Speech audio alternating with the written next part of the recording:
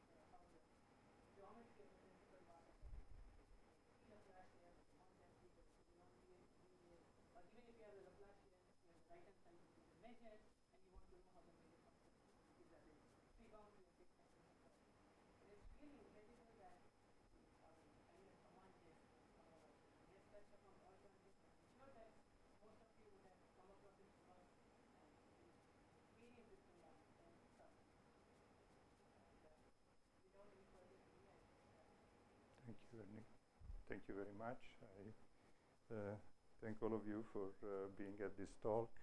I don't know if I can live up to his introduction, so quite honestly.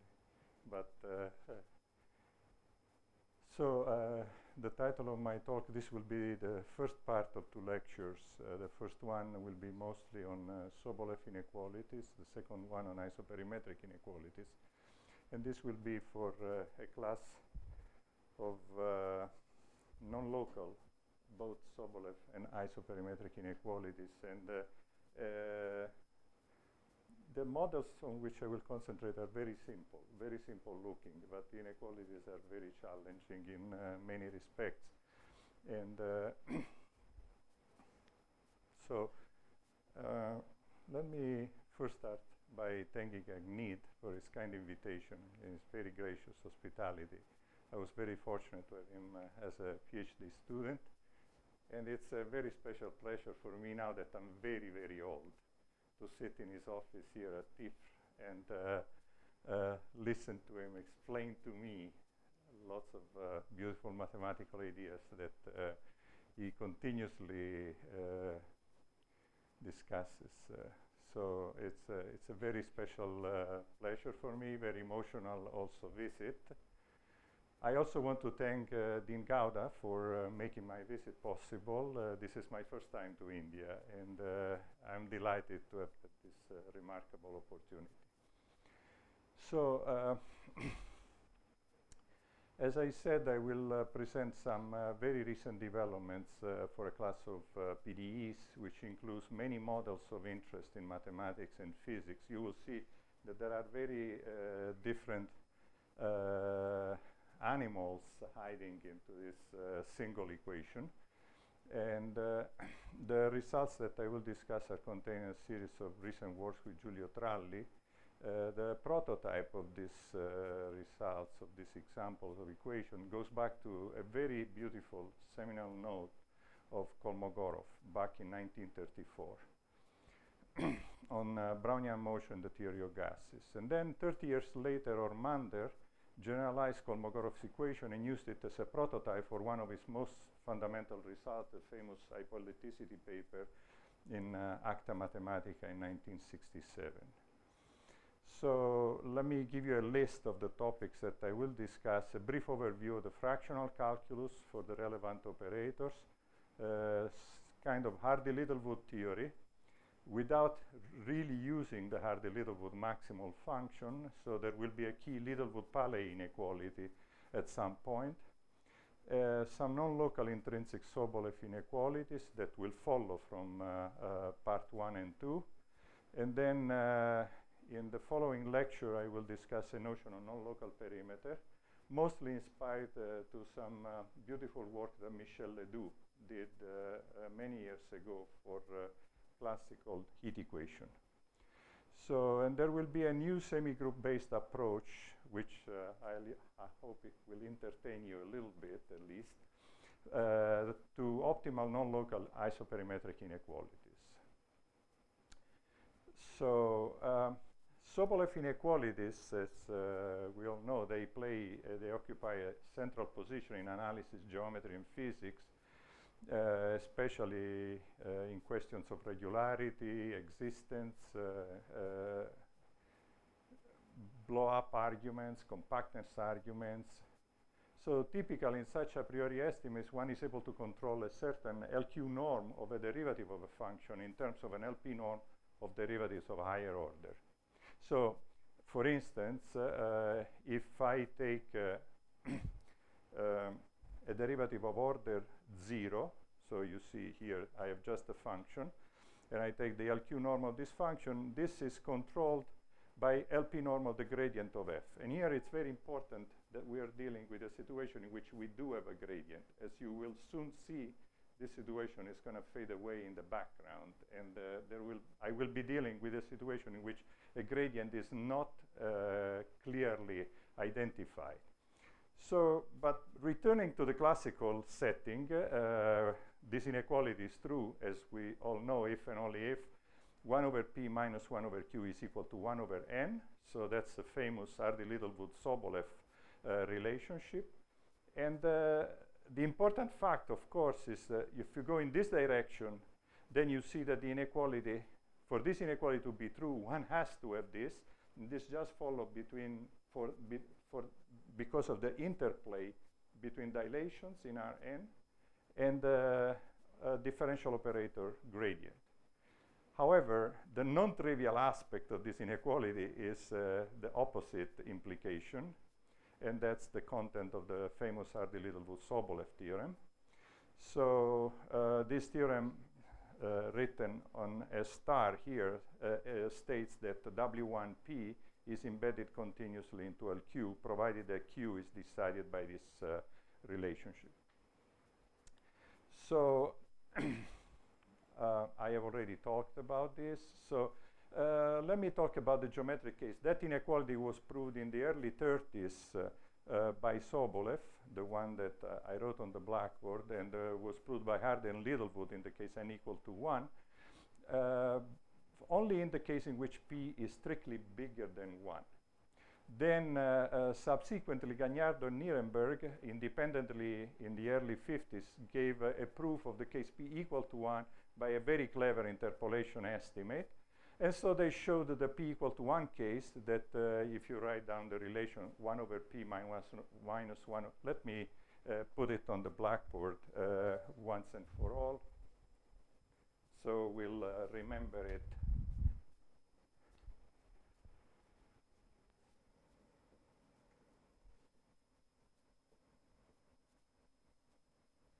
So when you have p equal to 1, then it's clear that q is n over n minus 1. And that's the Gallardo-Nirenberg inequality. It's a famous inequality. But then this inequality became even more famous at some point because of its geometric content.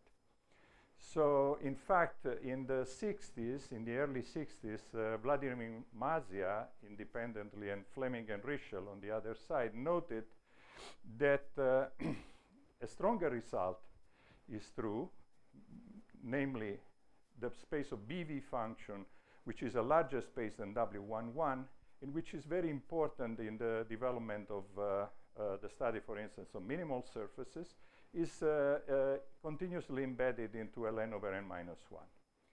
And that furthermore, this embedding here is equivalent to a geometric inequality, which is the famous isoperimetric inequality. So here PE denotes de Giorgi's notion of perimeter.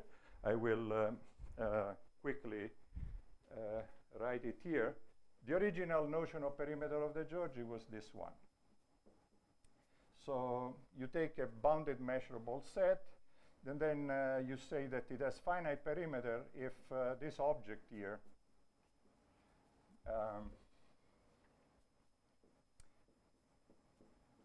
you take the indicator function of this set, you take PT of the indicator function. This is PT is e to the minus t Laplacian, so it's the heat semigroup.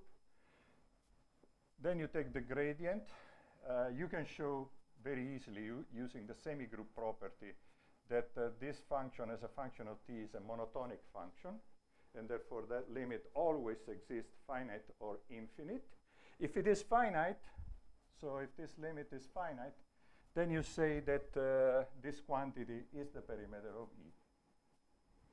Now, it's not totally obvious to recognize that when you have a smooth set, let's say a set of class C1, and so when E is smooth, then this quantity is simply the n-1 dimensional Hausdorff measure of the boundary of E. So it's standard surface measure. So very good. So this notion of de Giorgi became very popular in the late 50s. De Giorgi proved this inequality with the sharp constant. That's the fundamental thing. But even more fundamental is that he proved that equality is true if and only if E is a ball. So that's the famous isoperimetric inequality of de Giorgi. And well, I mean, I've already observed that this space is a subset, is a strict subset of this. Of course, if we take the indicator function of an interval, that is not going to be in W11, but is going to be a BV function. Okay, so that's a geometric case. So let me very quickly remind how a proof of the geometric case goes. So we start with the Marcel-Riesz operator of fractional integration. It's this constant is a specific constant that I don't want to recall right now. It's not relevant at this moment. So alpha has to be strictly less than the dimension of the ambient space and bigger than 0. And this, so this function here is locally in L1. So we define I alpha of f like this. And this operator is well known. If you don't put the absolute value here, this operator provides the inverse of the fractional powers of the Laplacian. So then you put it together with the Hardy-Littlewood weak maximal theorem. The weak maximal theorem says that the weak maximal function, so the supremum of the averages of the absolute value of f over balls centered at the point x. So this operator maps L1 into weak L1. Weak L1 is the Marcin-Kiewicz LP space with p equal to 1. And so the Hardy-Littlewood maximal theorem, if you combine it with this object here, you end up proving that this object maps L1 into weak Ln over n minus alpha. Very good. So this is a result just in classical analysis. By the way, this result hinges exclusively on the Vitali covering argument, which eventually hinges on the doubling property of Euclidean balls.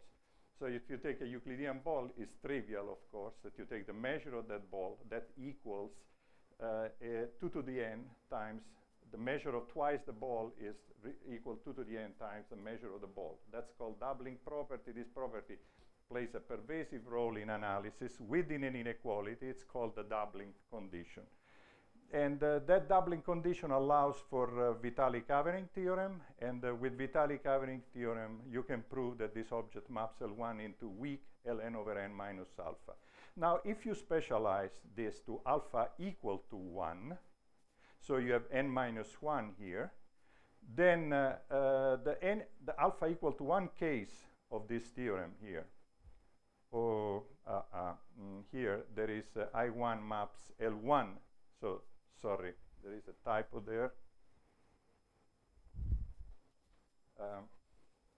Is I1 maps L1 into weak ln over n minus 1.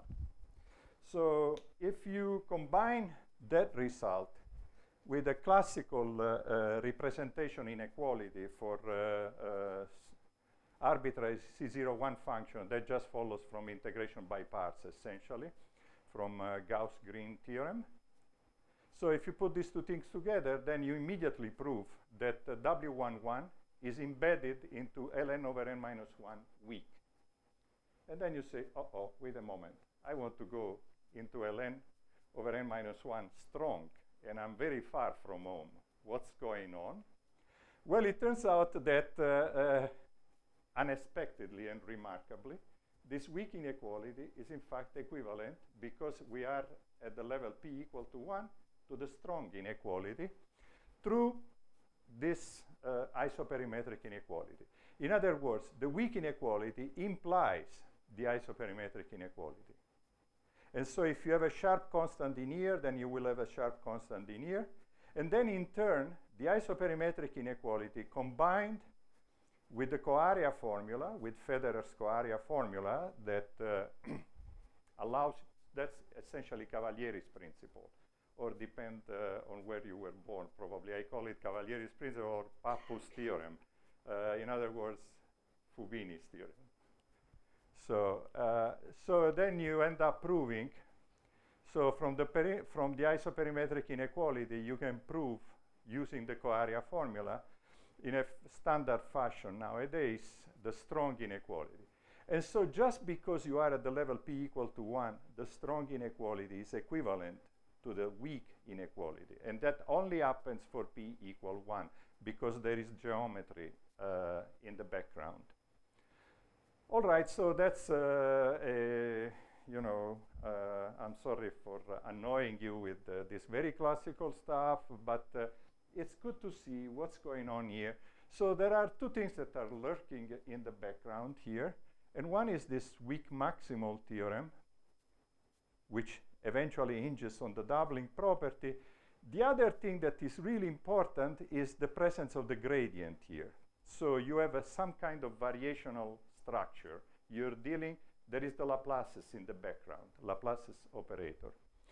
So now I will zoom in on the content of my lecture. So as I have already anticipated, I want to discuss some non-local Sobolev and isoperimetric inequality for a class of second-order PDE, which have two specific features. They do not possess a gradient, so they do not have a variational structure. And secondly, the Vitali covering property fails. So there is no doubling condition in general. I will show you some very specific examples that come from mathematical physics. So they are kind of interesting to look at. And the relevant PDEs can be written in this very simple looking form. So imagine that here you have Laplace's operator. So this will be the classical heat equation. But I will complicate the situation by putting a drift here. And so there will be lots of operators that come from physics that will be incorporated in this setting. And the evolution of this equation is driven by a semigroup, which of course is given by Pt equal to e to the minus Ta, where A will be the infinitesimal generator of this semigroup, which are in general neither symmetric nor they are doubling. All right, so now let me go to the class of equations. So what are they? So let me take Q is a symmetric matrix, which is semi-definite positive. B is any real n by n matrix with constant coefficient. So, and this class of equation was introduced by Ormander in his 1967 hypoellipticity paper, which I have mentioned at the beginning of my talk. And they look like this. So you have the trace of Q times the Hessian, this is the Hessian matrix of U, plus there is a drift. So we have this B, Bx gradient U minus dTU. Now, important feature that you should keep in mind, Q is only a semi-definite positive matrix. So that could be very, very degenerate. For instance, you could take, and this is in fact, you know, one of the interesting cases. You could take a matrix that looks like this.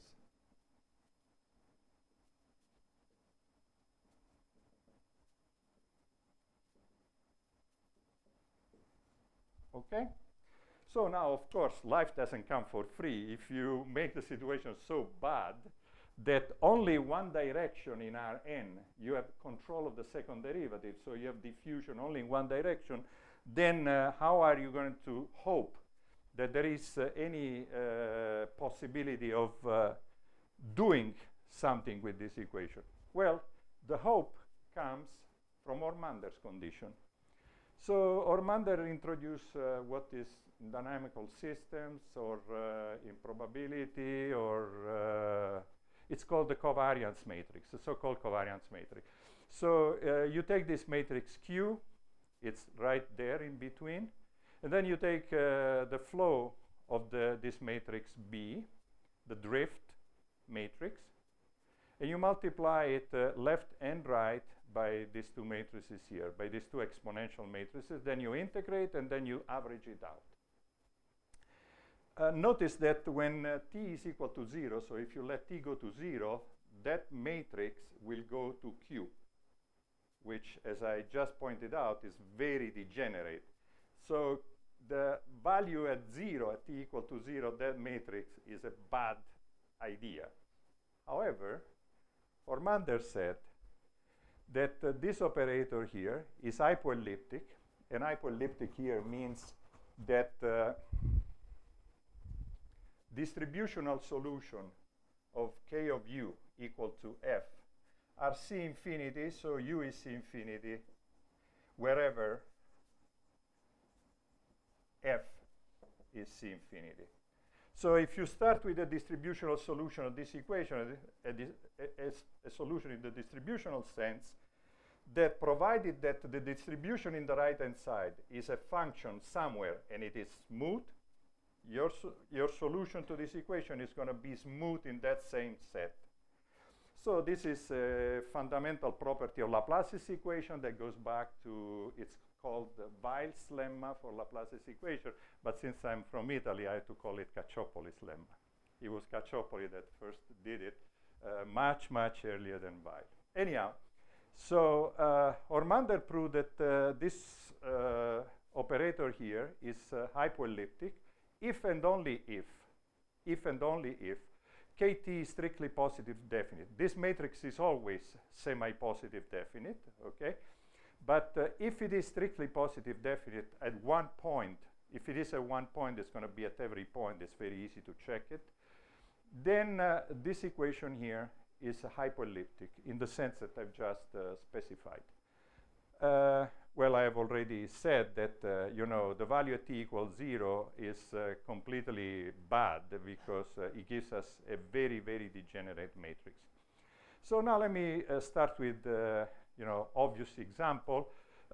When Q is the identity, B is the matrix 0, then we get the standard heat equation. So then we know everything. Kt is obviously equal to the identity. It's trivial to compute it.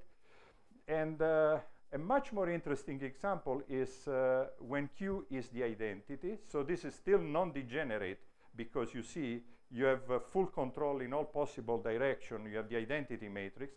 B is minus the identity. Then the operator is this one. And this is a famous operator in probability. It's the classical Ornstein-Uhlenbeck operator. In this case, you just compute, and you get that Kt is equal to this object here. So, in particular, notice one thing, one feature of this matrix here. If you multiply this matrix by t, and you let t go to infinity, you're converging to a constant matrix. And that's a bad situation in general for the analysis of this operator. So you will see now why this feature becomes bad. So for us, a primary motivating example was the so-called Kolmogorov operator that was the main motivation also for Ormander in the opening of his paper. So let me assume that n is even. So you might think of n equal to 1, and so we are in R3. And I will take capital X, the variable in Rn, to be Vx. V stands for velocity, X for position. So these are kinetic equations. And with the choice Q equal to this object here, notice that I am missing lots of directions. I have a zero matrix down here in our little n. And B equal to this. Then the operator K that I've written before becomes this one. Now, you look at this operator and said, well, this doesn't look so bad. Looks like, you know, a heat equation. Wait a moment. It's not a heat equation because you're missing a diffusion term here. You're missing the Laplacian of X in X variable. Okay? So you have this drift term here coming from this choice of the matrix B. But this equation is badly degenerate. So this is not parabolic. It's missing the diffusive part, dx, Laplacian x, u. So nonetheless, Kolmogorov came up with an explicit fundamental solution for this equation. It is a beautiful fact that he never revealed in his little note. He has this little note of 4 pages. He writes down this fundamental solution. Of course, he knew very well where it was coming from, but he didn't tell us. Okay? Now, notice the feature of this. So this looks a little bit like the fundamental solution of the heat equation. Let me recall for all of us that you know, when K is simply, you know, the heat equation, the standard heat equation, then Px and Yt is the function 4 pi t to the minus n over 2 e to the minus x minus y squared over 4t. 4t bigger than 0, of course. So that's the fundamental solution of the heat equation. And if we look at this object here, we see that you know, there is something going on immediately. The kinetic variables v and x are mixed inextricably with the time variable. You cannot separate them. Whereas there, they are completely separated. You see, you have the distance squared divided 4t. Here, you have this 1 over t here, but you have this strange object, strange looking object. And I will tell you in a moment where that object is coming from. So, but one thing that you notice immediately is that this function is moot off the diagonal. So Kolmogorov had proved back in 1934, there is an old theorem of Laurent-Schwarz that says that if the fundamental solution is moot off the diagonal, the operator is hypoelliptic. So Kolmogorov had proved it much earlier than Ormander, that his operator is hypoelliptic, despite the fact that this is badly degenerate operator. All right, so, but let's return to the general situation. Maybe I will write it here now to keep it in mind. So Ku for us will be the trace of Q times the Hessian of U plus Bx gradient U minus Ut. So that's Ormander operator. And Ormander in his paper, in the opening of his paper, solves explicitly the Cauchy problem for this operator. So he looks at this problem here. And he shows that this problem emits a unique solution, which is given by an integral representation. And P is given by this object. Look at the heat kernel here, and look at this object. I've cast it in this form, okay? Where MT, and this is the striking difference, it's a pseudo distance that intertwines space and time variables through the covariance matrix. You have to do the calculation, but I mean, it's not, you can just compute this by Fourier transform. And so you have this family, one parameter family of pseudo distances, and then there is this VT. And VT is the n-dimensional volume of the pseudo ball at time t. So at every time t, I take this pseudo distance, I compute the ball of radius square root t, okay? So the set of points y where this quantity is less than square root t, and then I compute the n-dimensional volume of this object, and I will call it from now on VT. You may wonder, well, I mean, you're insisting on dependence on x, but there is no x here. What's going on? Well, there is a Lie group structure in this operator. So this operator is, the operator that I've written there is invariant with respect to the action of a Lie group. So you have this group multiplication, okay? And you see in the t variable is just Euclidean translation, but in the space variable, there is this mix of space and time. You cannot inextricate them. And so this, by the way, this defines a Lie group structure in Rn cross R. And this operator is invariant with respect to this multiplication to the left by this object here. And therefore, in the end, the volume of the, and the Lebesgue measure is invariant under this object here. You can compute it easily. And then in the end, the volume of this ball does not depend anymore on x, because you can left translate to the origin with respect to this multiplication, and the origin is, the Euclidean origin is 0, 0. So one important aspect, the semigroup constructed by Ormander is in general non-symmetric and non-doubling. I have to convince you of that. Okay? So the existing theory does not apply, and one has to develop new ideas. So this class of PDEs have been intensively studied over the past 30 years. I mean, there is a large school in Bologna, there is a large school in France, there is a large school now in the US, but some aspects presently remain a little bit elusive because of the very degenerate nature of this operator. And so one thing that was not done up to now was Sobolev and isoperimetric inequality. Calderon-Zygmunt theory is still quite open for these operators. And then a study of local and non-local minimal surfaces with respect to the time-independent part of this operator here. So that has an interest in the formation of dendritic structures.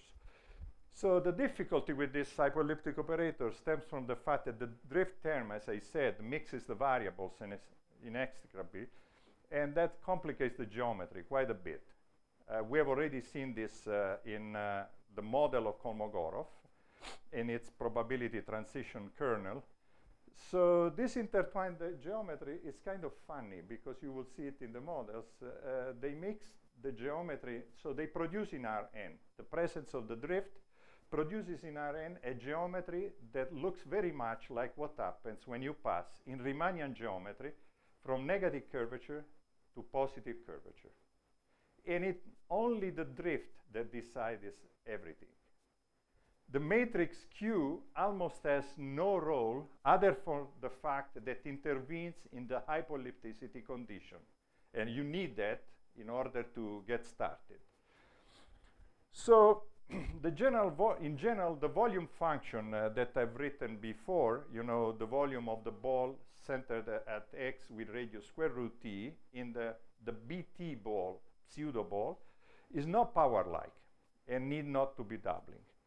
So let me go to the small time behavior of this VT. So in 1994, Lanconelli and Polidoro, they proved what I think is, they made an important discovery. They showed that at the infinitesimal level, these operators have a homogeneous structure, so they have dilations. There is a family of dilations attached to this operator. Not in general, if you take even Ornstein-Uhlenbeck operator has no dilations. But if you nearby t equals 0, you can make things in such a way, in a precise asymptotic way, you can prove that there exists a number d0, which is bigger than or equal than the dimension n of the ambient space, which I'm always assuming to be bigger than or equal than 2. Remember, in Kolmogorov model, capital N is 2. Such that the volume of the pseudo ball of radius square root t, this square root t reflects into this d0 over 2. So it goes, as t goes to 0, as a power. Okay, very good. However, the evolution is driven by the large time behavior of the balls, not by the small time behavior of the balls.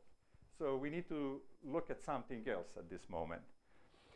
So, but nonetheless, this number is important. You will see it coming back. And I will call it the intrinsic dimension of the semigroup at 0.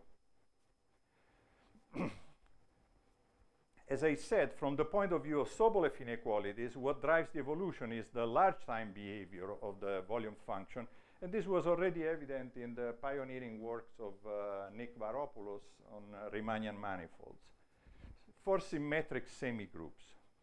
So let me go to the large time behavior of the volume function. And this is now where I will start making a restriction on this class of operators, okay?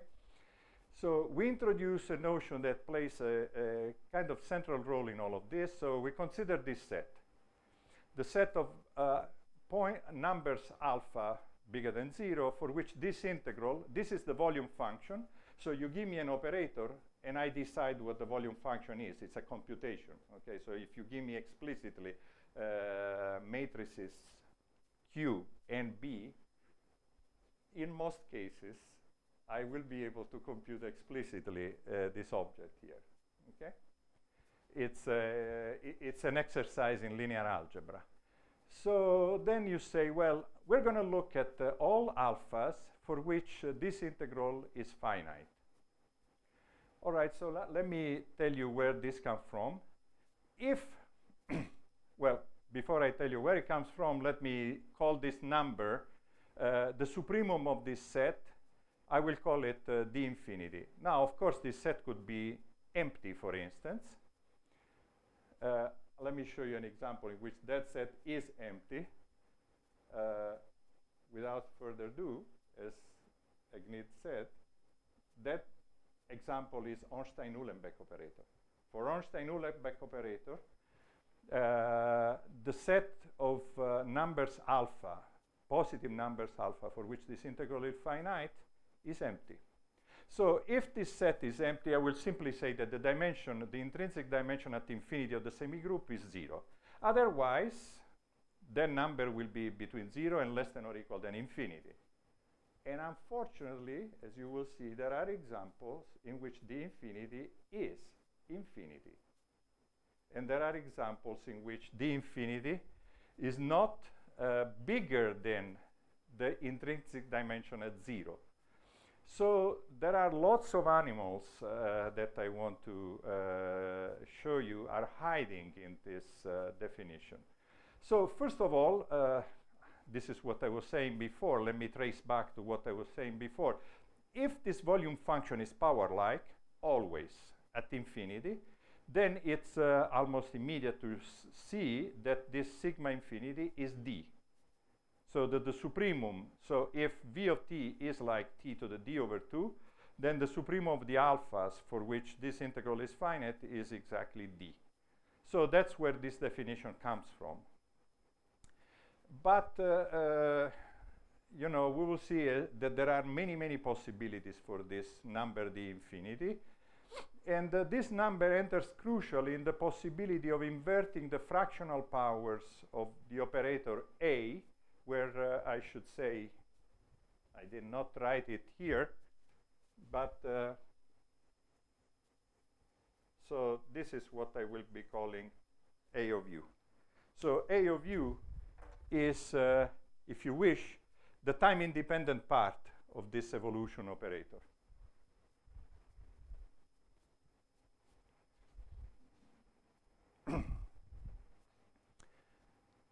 So it will be critical for us that this d infinity is always bigger than or equal than 2. And it's not obvious a priori, but in fact, now I will make an assumption. So I will assume now that the trace of B is bigger than or equal than 0. So B is the drift. If you go back to Kolmogorov's operator, remember B was 0, 0, identity, 0. So the trace of B in the case of Kolmogorov operator is 0. So Kolmogorov is an obvious example of this situation. So, but these slides will show you that when trace of B is bigger than or equal than 0, there is always explosion at infinity. So the volume function explodes at infinity, and that's good. So when there is explosion at infinity, life is good. When there is non-explosion at infinity, life is bad. Lebesgue measure is the wrong measure for these operators. Okay, so here is the result that plays a pervasive role in our work. So this theorem says if the trace of B is bigger than or equal than 0, then there exists a number C1 for which, so Vt is at least like linear at infinity. Remember that this is the volume function of the pseudoball of radius square root t. So what you're saying is that Vt is at least quadratic, that, you know, if you rescale, then it's at least quadratic at infinity. And that is exactly what shows, this quadratic behavior at infinity is exactly what shows this fact here. Okay? So that's good. So if trace of B is bigger than or equal than 0, then you always have this behavior generically. And moreover, if at least one of the eigenvalues of the drift matrix has a strictly positive real part, then there exists a number C0 for which Vt blows up exponentially. Okay? And as I mentioned before, this estimate implies that the interval 0, 2 is always contained in sigma infinity, and therefore the supremum of this set is always bigger than or equal than 2. So I want to give you a table of operators that come from mathematical physics for which, you know, the behavior is favorable in this situation. Okay, so I will put here the operator. Here is the volume function, the trace of the drift. Here, this dimension of the ambient space. This is the intrinsic dimension at 0, and this is what I called the intrinsic dimension at infinity. So for the heat equation, we know everything. Volume function is power-like. It's clear from here. Okay, and so the trace, there is no drift. The trace is 0. All these dimensions are the same. For Ornstein-Uhlenbeck, the volume function instead is like this. Notice that as t goes to infinity, this object is going to a constant. So there is no blow up. The volume function doesn't blow up at infinity for Ornstein-Uhlenbeck, and that's bad. So for Kolmogorov, the volume function is power-like.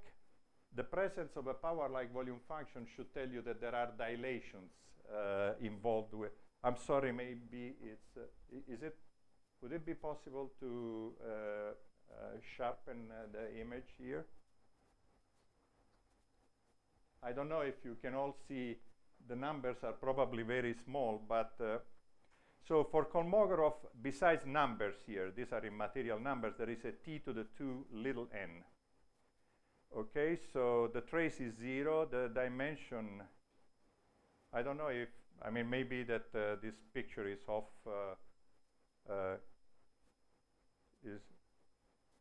don't know if it is possible to sharpen the definition a little bit. So Q is always a constant matrix, and so is B. They are both constant. Okay? I mean, that's fine. Thank you. I appreciate it. But I mean, I think that it's just the image that is a little bit bad.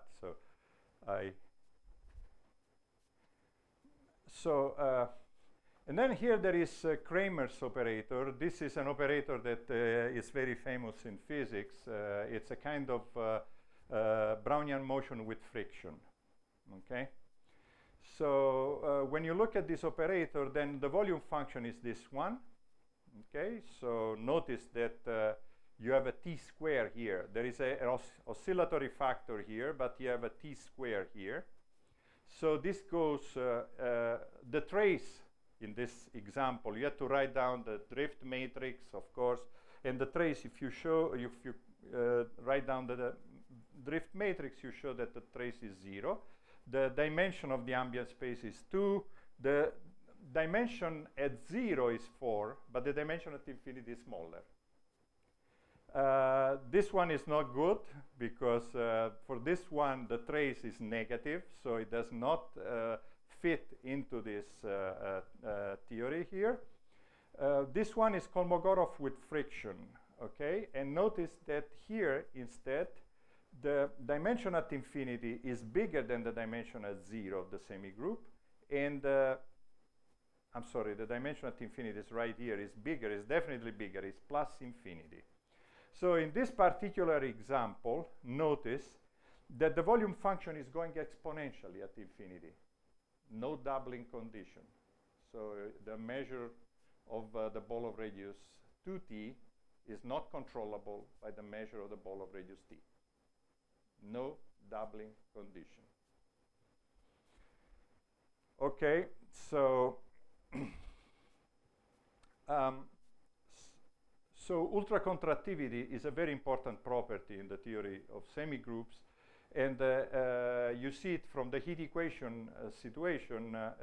You can throw away the exponential, and this decays at infinity. If you throw away the exponential, this decays at infinity like 1 over t to the n over 2. Okay, so ultracontractivity in this setting, it's fairly easy to check this. I mean, you just have to play a little bit with this semigroup of Hormander, but you can show that the Hormander semigroup is ultracontractive from LP to L infinity. I'm controlling the L infinity norm of the semigroup with the with the decay function given by this. So you see, once you see this estimate, you see that it's very important that in order to have decay at infinity of the semigroup, you must have blow up at infinity of the volume function. Otherwise, you are in trouble. If the volume function goes to a constant, you cannot say anything about the decay at infinity of the semigroup. And these are two dual aspects, the decay at infinity of the semigroup and the blow up of the volume function, that are playing one against the other. So if you combine this, as I was saying, with the large sum behavior, then you see that under the assumption that, so this is true generically. But now, if you know that the trace of B is bigger than or equal than 0, then this guy is blowing up at infinity, which means that this is going to 0. And of course, the rate at which it goes to 0 becomes important in Sobolev and isoperimetric inequality, as I will try to show. So I have to tell you a little bit about fractional hypoelliptic operators and Sobolev spaces. So I will stick now with this assumption, because in the case in which trace of B is strictly negative, at the moment we cannot say anything, okay? But I hope that in my next visit I will be able to say something. So I will start with a beautiful formula that goes back to Balakrishnan. Balakrishnan, he wrote in his PhD thesis, 1954, under Ralph Phillips, he wrote a beautiful thesis on fractional calculus of closed operators between Banach spaces. So in particular, when you specialize this formula to the situation that we're dealing with, Then the fractional powers of minus a, so remember that a is this operator here, so is the time independent, I will call it, part of this operator. So I will take the fractional powers and define the fractional powers on a, say, function in Schwartz class by this formula here. All right, so I have to go back a little bit and recall for everybody Marcel-Rees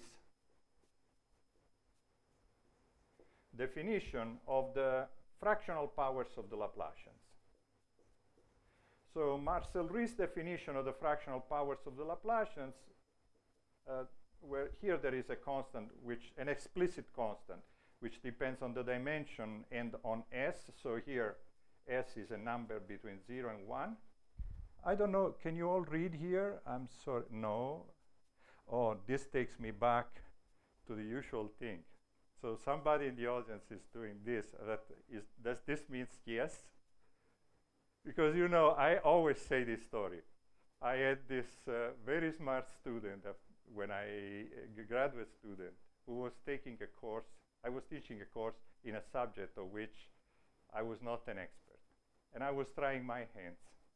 And there was Tony, this very smart student from India, sitting in the first row. And every time I would write a theorem on the blackboard, Tony was going like this. And in Italy, this means no. So after a week or two, I said, Tony, can you come to my office? I said, Tony, you don't like my theorems? And Tony was going like this. So I said, then after a while, I understood that there was this language problem. So Tony was saying yes, but I thought he was telling me no. So somebody in the audience, I said, can you read here? And somebody said, did this, so that means yes. Am I okay? Can I write here? Okay, so this is the definition of Marcel-Rees. Fx minus Fy divided by x minus y to the n plus 2s dy. Now, of course, you have to be careful with this integral because s is between 0 and 1. And for instance, if fx minus fy is only a big O of x minus y, suppose you take a smooth function, then Taylor's formula tells you this. So you're only killing not all of the singularity of this operator, of this singular kernel here. So you need to take this in the principal value sense, so as a limit. Okay, fine. So this was Marcel-Rees formulation. Well, if you now take the heat semigroup, you write this thing, you exchange the order of integration, you get back Marcel-Rees formula with the precise constants. So Balakrishnan formula is a beautiful generalization of what we know from the original paper, 1937 paper by Marcel-Rees. So I will use this formula over and over now without saying anything. So, and I will define, once I have the fractional powers of these operators here, I will define my Sobolev spaces like in the natural way. I'll take, these are the fractional Sobolev spaces of order S, or 2S if you wish, because think of this as the Laplacian. So I'm taking 2S derivatives in LP. So in this way. So I introduce this norm, and then the Sobolev space is simply the closure of Schwartz class in this norm. Okay, fine, you introduce this space, and then you say, well, what do I do with this? Well, first of all, important remark, the space is non-empty because you can show that S is contained in L2SP, and in fact, you can show much more. And the second observation is that when Q is the identity and B is the zero matrix, so we are back to the classical heat equation, then for P between 1 and infinity and S equal 1/2, the space L2SP, so I'm taking S equal 1/2, so 2S is 1, coincides with the classical Sobolev space W1P. This is not a trivial result because there is singular integrals. that are lurking in the background. So this is based on, besides the standard Friedrichs modifier, this is based on LP continuity of the singular integral, the Riesz transforms, in the range P between 1 and infinity. When P is equal to 1, the Riesz transforms are no longer continuous. They do no longer map LP to LP, but they map L1 to L1 weak. And so therefore, this result is no longer true when P is equal to 1. Now, this continuity, LP continuity of the singular integrals of the Riesz transforms implies this double inequality. And this double inequality is what allows you to say that this is true. Okay? So now let me go to the subject of this lecture, Hardy-Littlewood-Sobolev type theorem. So I will assume, as before, that the trace of B is bigger than or equal than 0, and I will assume that the volume goes at least like a power for all t. Notice that this implies immediately that d infinity has to be bigger than or equal than d0. Okay? And that this number d has to be trapped between these two things, because you see it from the comparing this behavior with the behavior at 0 of the semigroup and the behavior at infinity. So, and this is the first result. So suppose that S is between 0 and 1. Suppose that P is bigger than or equal to 1 and strictly less than D over N to S. So think of D as a dimension. So let Q be bigger than P, decided by this kind of Hardy-Littlewood-Sobolev type equation. In other words, little q is given by this number. So then if P is bigger than 1, then you have the strong embedding of L2SP into LPD D minus 2SP. So, and in fact, for every a priori function in Schwartz class, you have this a priori inequality here. Okay? So when P is equal to 1, you have a replacement result, which is completely analogous to the one with which I started my lecture.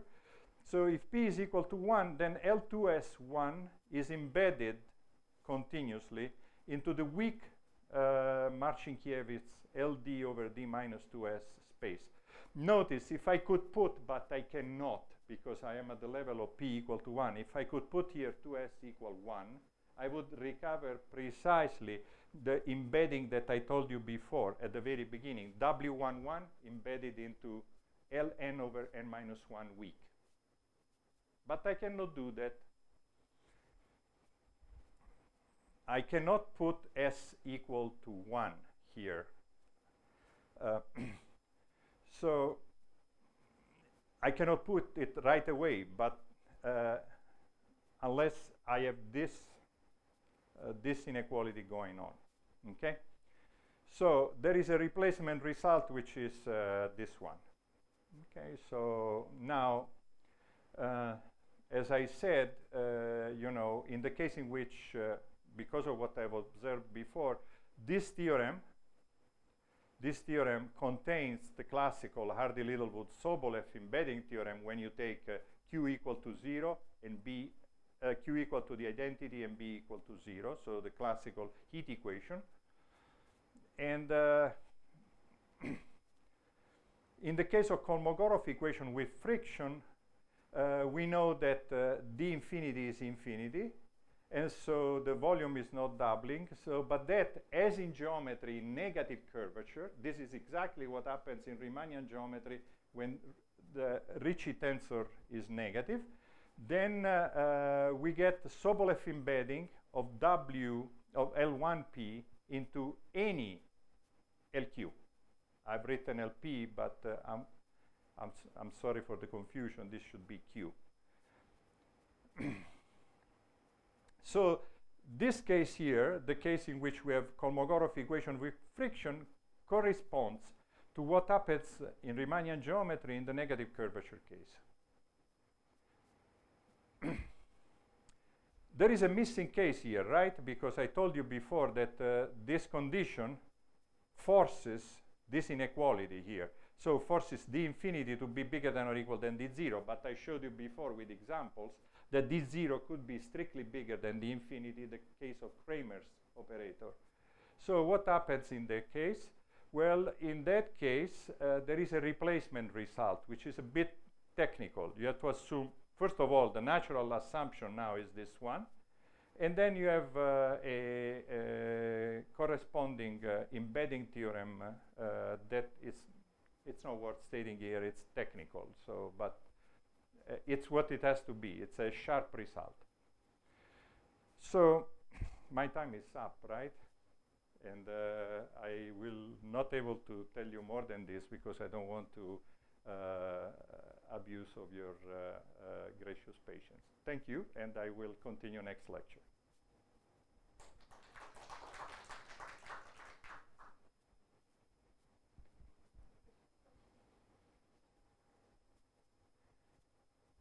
I want to emphasize that I've learned from Agnit because he told me, he revealed to me that he gives lectures and he goes on for 3 hours.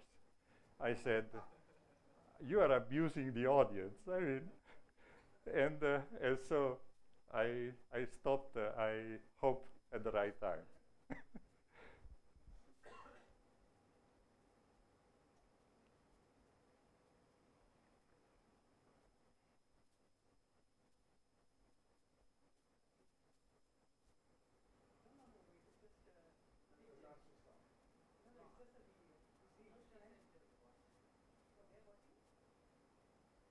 Who's watching?